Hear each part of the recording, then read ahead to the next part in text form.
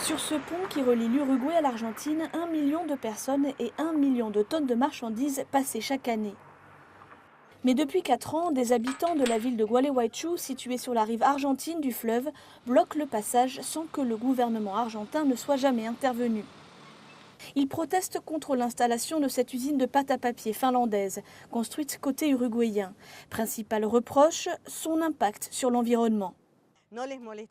Ça ne les gêne pas qu'on s'empoisonne, que le fleuve soit toujours plus sale, que les plantes noircissent et sèchent, qu'il n'y ait plus de poissons. Quand l'odeur horrible de l'usine arrive jusqu'ici, on avale ça au fur et à mesure et ça entre dans nos poumons. En face, dans la ville uruguayenne de Frei Bentos, l'usine a créé environ 300 emplois directs et 3000 indirects. Mais le barrage routier a déjà coûté 35 millions de dollars à la région. Au poste frontière, la boutique Duty Free est vide. Si le gouvernement argentin ne prend pas des mesures, c'est difficile que ces gens s'en aillent, parce qu'ils se sont appropriés les lieux et ils n'ont donné de chance à personne de trouver une solution.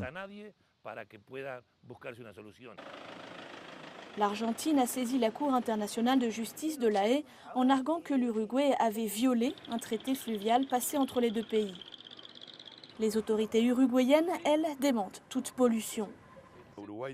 L'Uruguay fait tourner à son compte 16 stations de surveillance du fleuve Uruguay, 3 tours de contrôle de l'air, et il n'y a rien qui indique un impact sur l'environnement ou une quelconque pollution.